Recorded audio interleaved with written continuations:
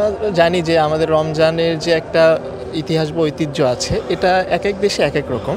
এবং এটা হচ্ছে যে আমাদের অনেক আগে থেকেই রমজানের যে প্রথম তারাবিটা হয়, সেই উপলক্ষে আমাদের হচ্ছে ঘর বাড়ি বলেন বা মসজিদ বলেন বা ব্যবসা প্রতিষ্ঠান বলেন, এগুলো সাজানোর একটা রীতি অনেক দিন থেকে আছে। বা আমাদের দেশে না, মধ্যপ্রাচ্যে বিভিন্ন দেশেও আছে। এবং কি আপনি দেখবেন যে ফিলিস্তিন যেটা আছে, সেখানে যুদ্ধ বিধ্বস্ত হোক আর যেই হোক, রমজান আসলে কিন্তু একটা আলাদা ভাইব আসে ওখানে। তারা তাদের সামর্থ্য অনুযায়ী তাদের আশেপাশটা লাইটিং বা করেন বা সাজানোর চেষ্টা করে। সো আমরা চেষ্টা করেছি যে আমাদের এই যে আমাদের হলটা আছে, এইবার আমরা ভাবলাম যে আমরা এই রমজানের ইতিহাস বা ঐতিহ্যের একটা অংশ আমরা হতে চাই।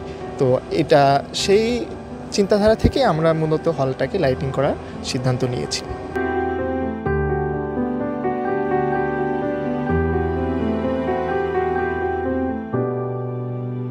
রমজান উপলক্ষে ইসলামী সংস্কৃতির পুনর্জাগরণ আমরা মধ্যপ্রাচ্য সহ বিশ্বের বিভিন্ন দেশে প্রায়ই দেখে থাকি। সো আমাদের জাস্ট রমজান যে আসছে, ওর সৌগাতটা সবার মাঝে ছড়িয়ে দেওয়াই আমাদের উদ্দেশ্য। তো ওই উদ্দেশ্য করে সবার মাঝে জানিয়ে দেওয়া যে রমজানের আগমন হয়েছে, ওই কারণেই হচ্ছে আমাদের এই লাইটিং। এবং সামনে আমাদের আরও কিছু কার্যক্রম আছে।